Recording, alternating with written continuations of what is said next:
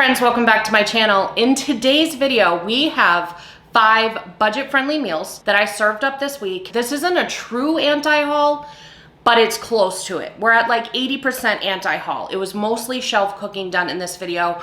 One of the recipes, I went out and purchased items for it, but everything else I was able to throw together with items I already had on hand in my house. The best part about this is all of these meals have very different flavor profiles. So depending on what you and your family like, you're gonna be able to walk away with a lot of options. If I could just sell you a little bit more on making any of these recipes, they all cost $20 or less. Some of them were under $15.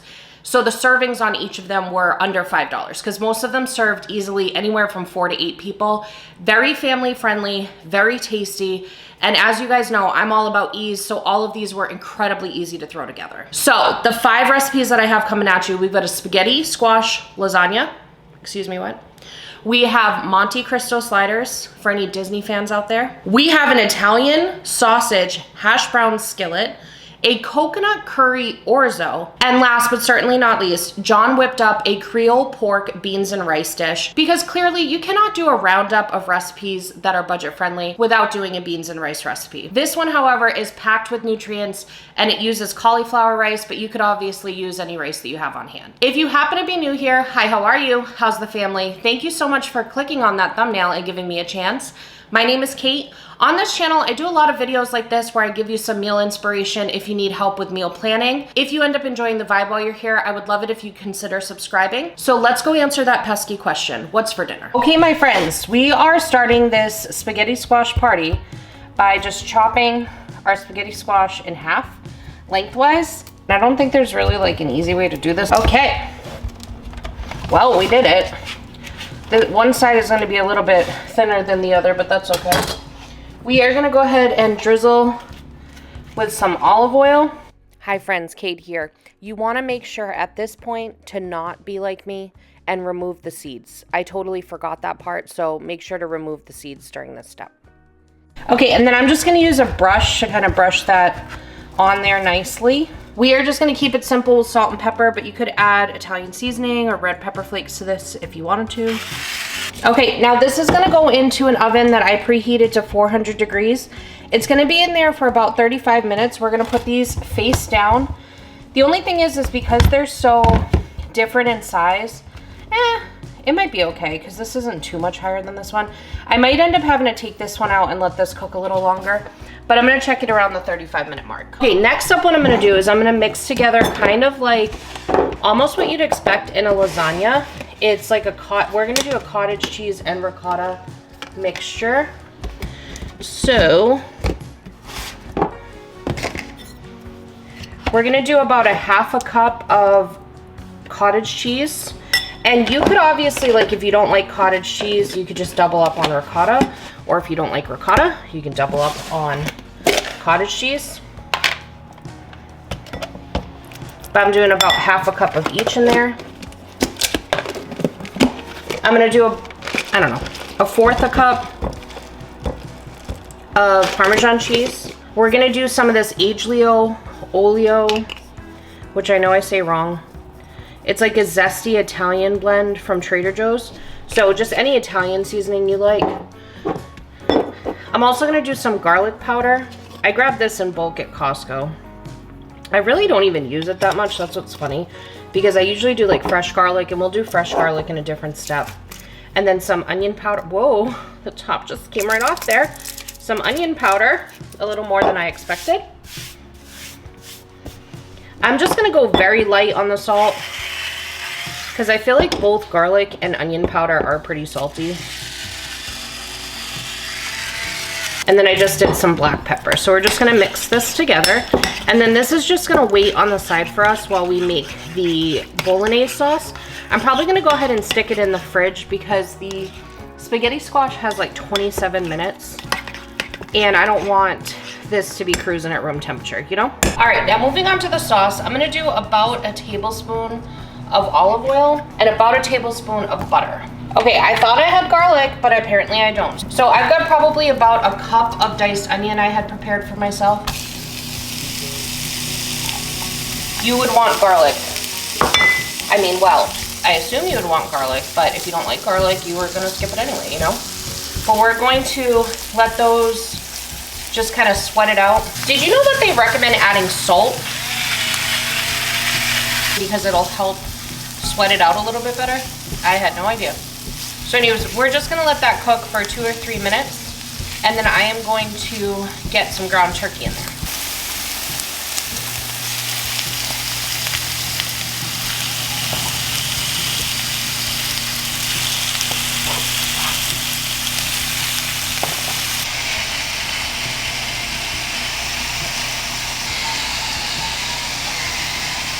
All right, I don't know if you can hear me over the sizzling. I hope you can, but I added in ground chicken. I did about a pound of it. You could use ground turkey, ground beef, whatever you have on hand. I'm adding in a sprinkle of that zesty Italian blend from Trader Joe's. Since I don't have fresh garlic, I don't even have the jarred minced garlic. I don't know who I am. I'm adding some garlic powder to it. And then I already added salt and pepper. And I'm just gonna use my meat masher and get this fully cooked. Now, if you wanted to, there's a lot of juice running off of that chicken. You could drain this if you wanted to, but when it's chicken, I feel like that's just gonna be kind of like chicken stock or like the juice of chicken versus like grease. So I'm just leaving it. I have some spinach to use up. It's a good handful, so I'd say probably 1 to 2 cups of baby spinach that I need to get rid of. There's obviously already a lot of vegetable happening with the spaghetti squash, but I'm just going to take the extra step and wilt this down for myself. I had reduced the heat, by the way, to like a medium high heat. It's at mine goes up to 10 and I'm at a 6.5, so like a little over medium. And then I'm gonna add in 2 cups of our homemade marinara sauce, but you could just use store-bought if you wanted to. I'm also gonna go get some water so I can get what's left in there. What's amazing too is that marinara sauce I just put in there is a very veggie packed marinara sauce that we make. I will link the video where we made that down below. But this is just packed with all the nutrients, so that's awesome. And honestly, with the flavor, you would never know. John the other day was just like, you would never know. There's a million vegetables in that marinara sauce. And I'm like, I know, man. It's how I used to sneak vegetables in John when he was a picky eater. I used to make marinara to try and get some vegetables in the guy because he was allergic to nutrition at the time. So, all right, that's looking beautiful. So now all we're waiting on is the spaghetti squash so we can do the assembly step. So I'm gonna kick this down to low. I'm gonna taste it, adjust seasoning if I need to, and just let it cruise for a while until that spaghetti squash is done. Okay guys, spaghetti squash is done, son. I'm gonna flip this little guy. And I'm gonna hang on to it with tongs because it's so hot. And look at how nice it is. It just shreds right up. So just fluff up your spaghetti squash, okay? Switcheroonies. We got the big Bertha over here. Okay, looks great. Just gonna flatten that a little bit. Okay, we got that all fluffed. I'm just gonna push this down a little bit to give it a little bit of a base. All about that base, no trouble. All right, and then we have our delicious ricotta cottage cheese sitchamication. All right, now we have the delicious skillet bolognese we made here. She's heavy. She's got her winter weight on. Working towards her hot girl summer, if you will. Okay, and then what's great is I have a bunch left over. So this can just get mixed into some chickpea pasta tomorrow for lunch. Now I have some Monterey Jack and mozzarella and I don't know which is which. So we're just going in with both. Also gonna sprinkle with a little bit of extra Parmesan cheese. And this is gonna go back in the oven for about 5 to 10 minutes. I'm just gonna keep an eye on it, let the cheese get all melty and gooey. Boomski. Oh, that one's bad.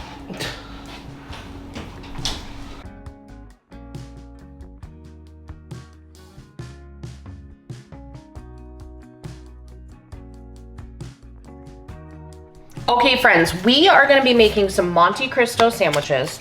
And the first thing I'm gonna do is mix up a Dijon mustard with some mayonnaise for myself. So I'm gonna do like about 1/4 a cup of mayonnaise and then a couple tablespoons of Dijon mustard. John and I are both not big fans of Dijon mustard.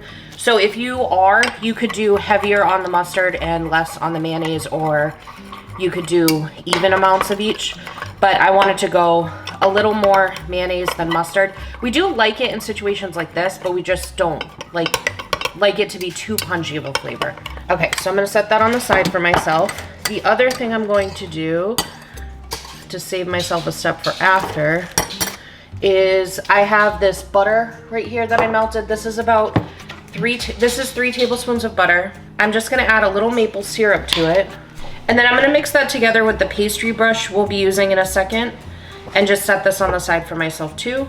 All right, now we have these King's Hawaiian sliders. Mine is a 16 pack. The recipe calls for a 12 pack.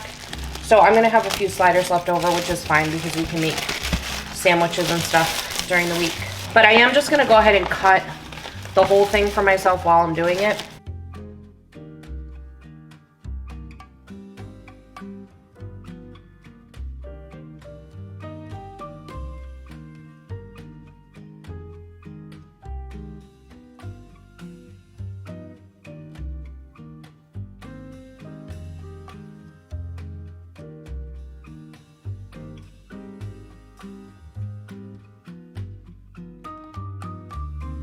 Okay, we're gonna take that mayonnaise and mustard mixture and just slather that all over the bottom of the rolls, making sure no quadrant is left behind now.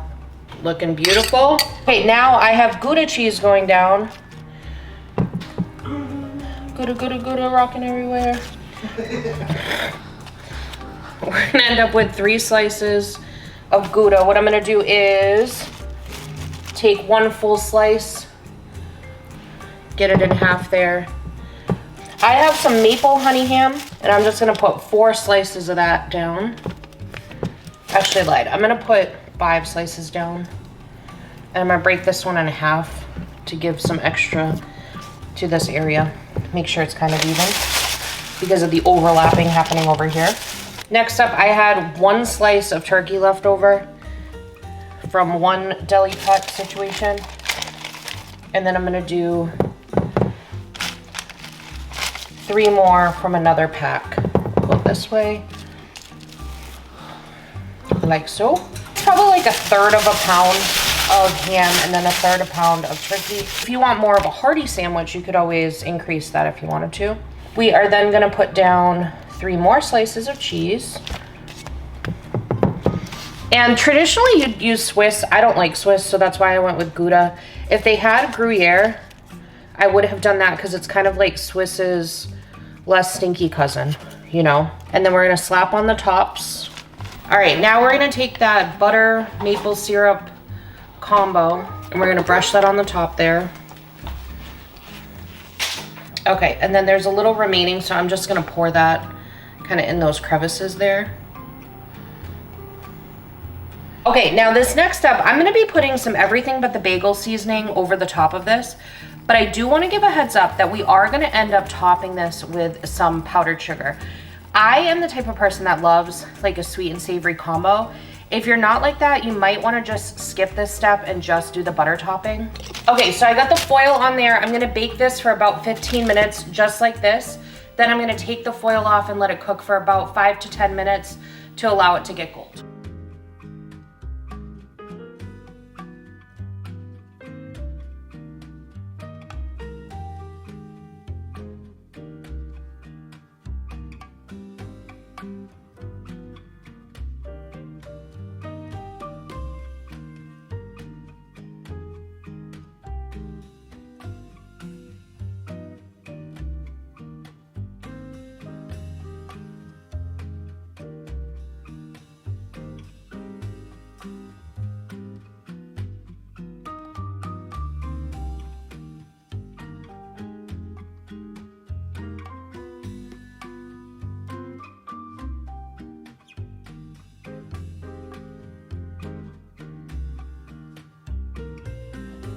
You guys, we have some Monte Cristo style sandwiches. I honestly don't know what is actually a component of Monte Cristo. So don't come at me if I got it wrong, because it's highly possible. You guys know how I am. Did you use the Google? I, of course, use the Google, John, but then you know how I get. I just go off on these tangents. I'm like slapping butter on there and limiting the amount of Dijon mustard that goes in it. I don't know what to tell you. The other thing I wanted to just address really quick is that prior to us hitting record, I was viciously attacked by some powdered sugar. So if you see white stuff all over me, it's powdered sugar. Please don't be alarmed, okay? I tried to call the authorities and they said that that's not an emergency, ma'am, so. Oh, anyways, gosh. we are gonna taste test these bad boys. I am stupid excited about this. I hope they come out as good as they look and as I've built them up in my head, to be honest. So you, I mean, did you like look up like the Disneyland Monte Cristo? 'Cause yeah, that's the famous one. Well, I looked it up, but then John, we just talked about this. I veer off path really quick. I know that a lot of these components are there, but I don't know. Also, does Disneyland even do it right? We're relying on Disneyland to do it correctly, but maybe they don't. So it's like a game of telephone that could have gone wrong. You know, Disneyland tells me how to make it. I do something different. Then I tell you guys how to make it. And then at the end of the day, it's not even a Monte Cristo. It's a Monty Python. What? Just try it already. Let's find out. It doesn't matter. Have you had a Monte Cristo? No. I don't think that I've ever had it at Disneyland, but I know people freak out. Do I dip? You dip, you dip. That's an essential part. I do know. We dip. No? No. Absolutely not. He was making some googly eyes at me behind the camera. John. Okay, so we had all those slider recipes that you should link down below. Yep. And then remember we had there was another slider that came out after that video and I said it was better. It was the best slider. Well, the Cuban was my favorite. So yeah, the Cuban was your favorite so far, but remember I was like, I think, it was like pineapple mayonnaise on ground turkey sliders. Oh yeah, that was remember good. that one? Yeah, those were good. This just knocked those out of the park. This just knocked every slider out of the park. This is the world's best slider. What just happened? I mean, there's no need to do sliders any other way. I should just do an entire compilation of like 25 slider recipes one day. Why? Just do that. You're good. You're good. Just eat that 7 days a week. I mean, I would. That is amazing. And I know we're dramatic people. And I know we are not dramatic. We are dramatic people. But everything about that works. So if I was not on track for what a Monte Cristo is, it doesn't matter, you guys. Stick with that. The combination of the everything but the bagel seasoning with the powdered sugar is a vibe. You can taste the maple syrup in the buttery topping, and it gives it almost like a crunch on the top. What are you rating it, John? This gets 1 rating. A 15. And no other rating at all. A 10. We don't ever deviate. I know, from 10. but it's a 10. We're not that. It's the solidest 10 there ever was when it comes to a slider recipe. This is John approved 10. And even if you don't like Dijon mustard, I don't feel like the Dijon mustard. I don't even. There. No, it's barely there. I can like kind of taste like a little bit of a bite or something, but just everything works so well together.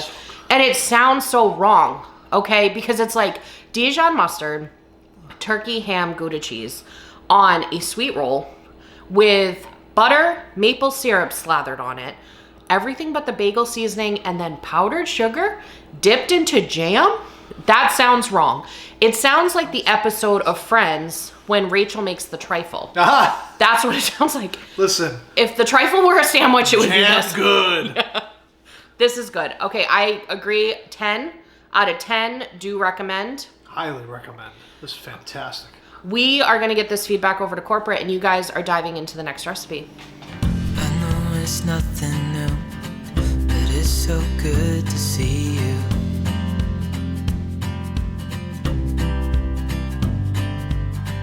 We do this every day, and I'm still so amazed by you.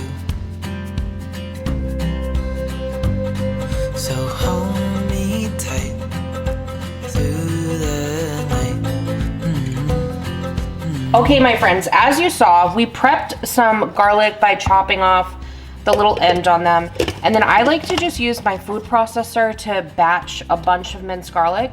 I also sliced the potatoes into kind of like large wedges because those I'm gonna use my countertop grater to grate into hash browns. And I also diced up an onion using my little chopper.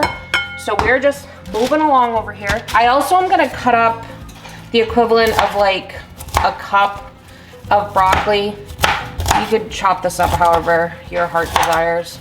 I'm gonna do a little combo of doing some shreds like that and then some more like fine chops.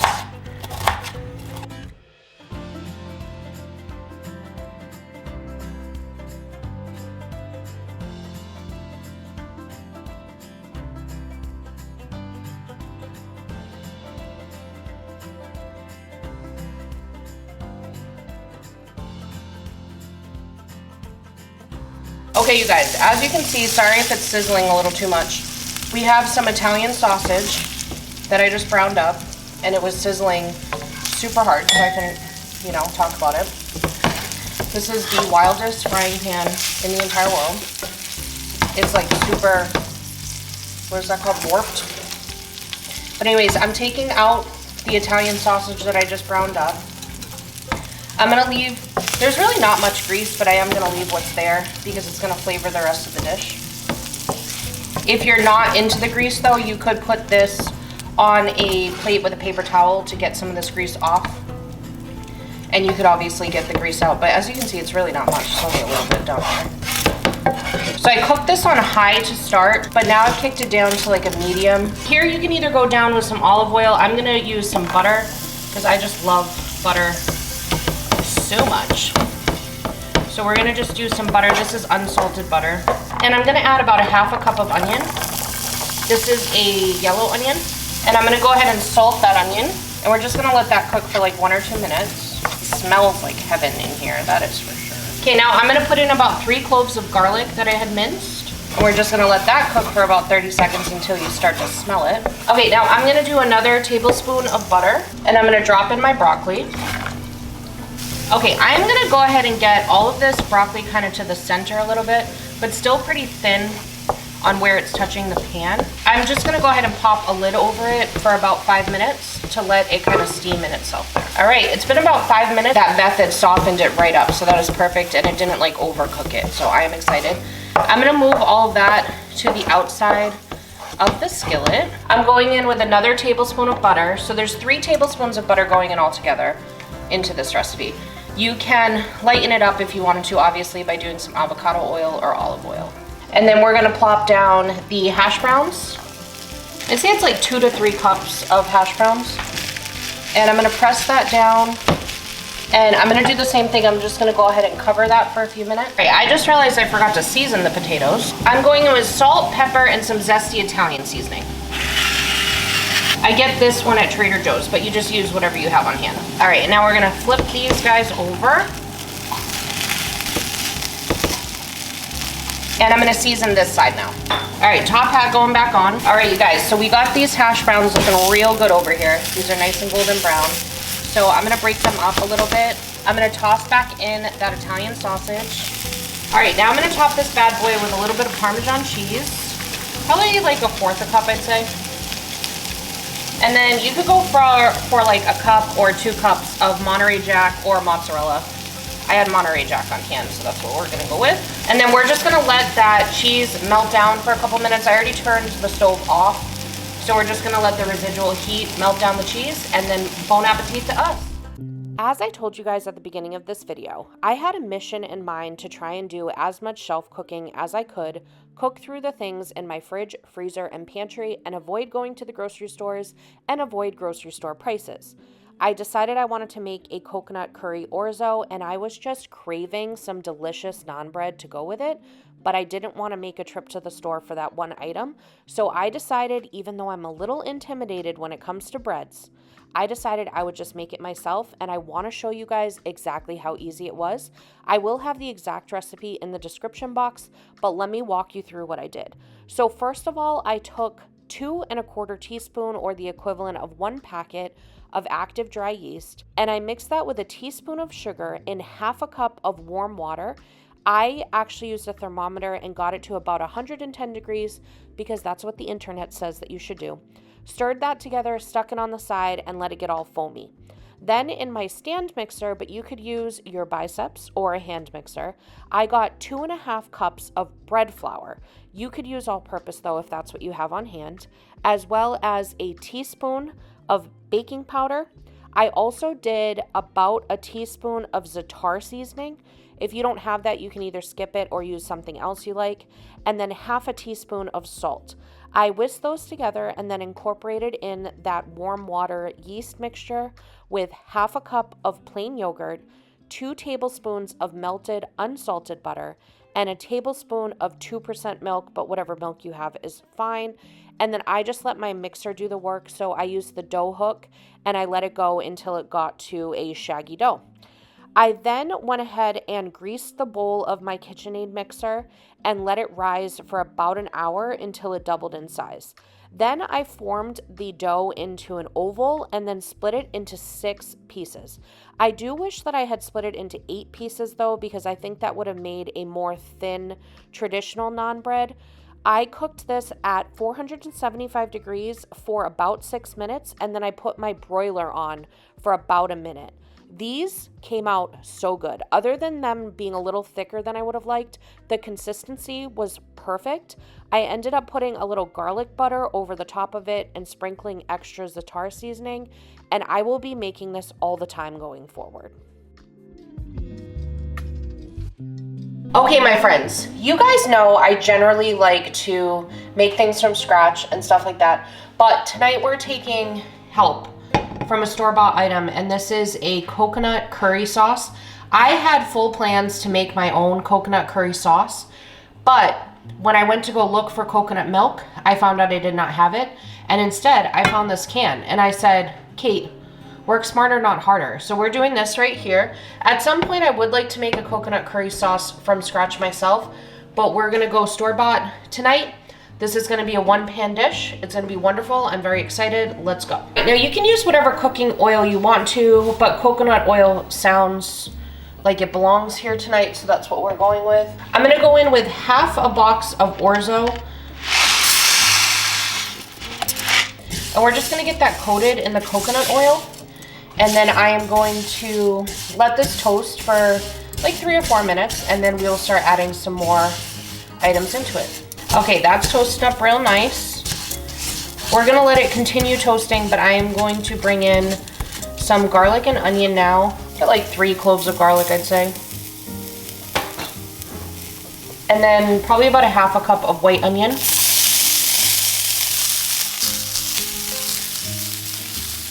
All right, now I'm going in with about 2 cups of chicken broth.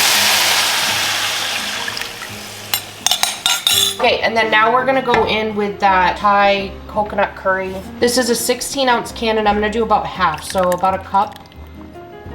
Gonna stir that in.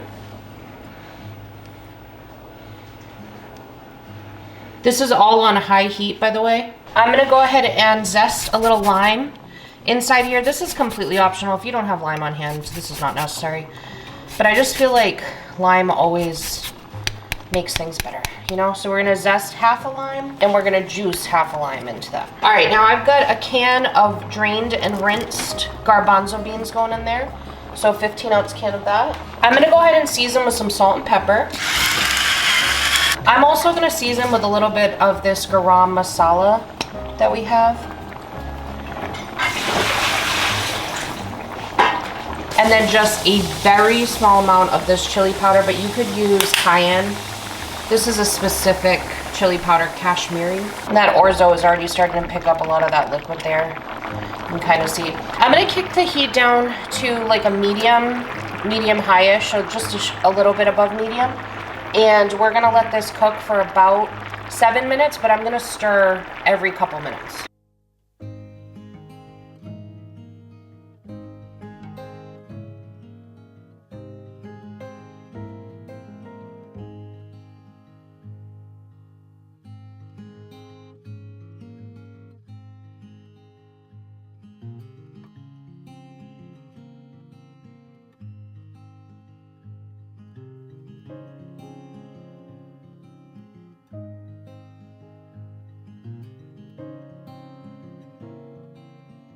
All right, we're gonna give this one last stir here. It's looking beautiful. The orzo is fully cooked.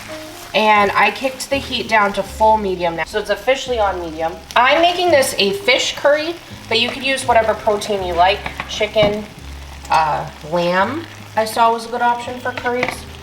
I'm gonna season this with more of the garam masala. Just a nice little sprinkle there. And then I did salt and pepper. I'm gonna squeeze about a quarter lime on this side of those guys. And then I'm gonna flip them over. And as they say in Hawaii, we are gonna hana ho.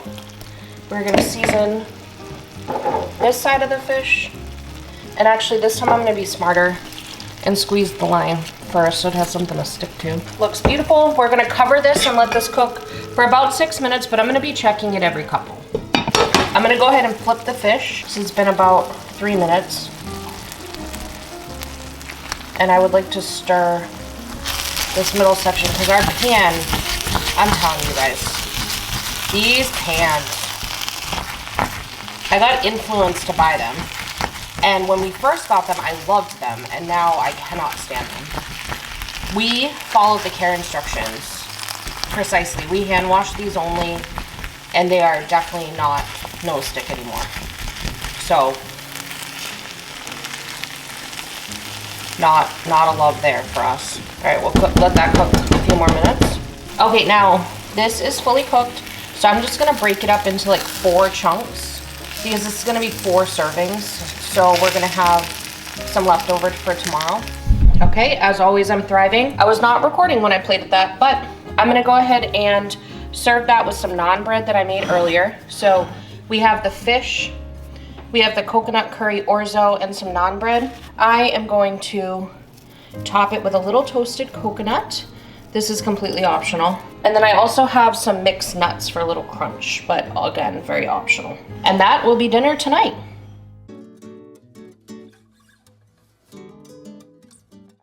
All right, you guys know me, you know your girl, you know I love a one-pan wonder meal, and that's exactly what this one is. It's a Creole pork and beans skillet, and it was super easy. John whipped this together in probably about a half an hour, and we used, again, everything that we already had on hand. So we had a pound of boneless pork chops that John cut into bite-sized pieces, and he cooked that in a couple tablespoons of butter and seared the pork on both sides until it was brown and cooked through. He seasoned it with some of Tony's Creole seasoning. You want to start at about a half a teaspoon on this because it is relatively spicy, and then just go up based on your spice preference. He also added half a teaspoon of smoked paprika and some salt and pepper to taste.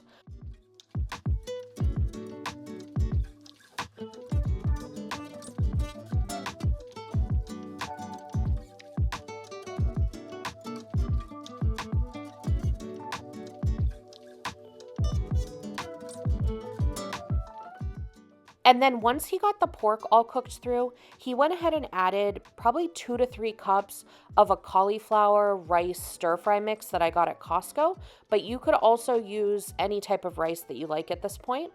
Then what he did was he added a can of diced tomatoes and a can of green chilies. So essentially we had to create our own rotel because we didn't have rotel on hand. He also added in a can of black beans and a couple cloves of garlic.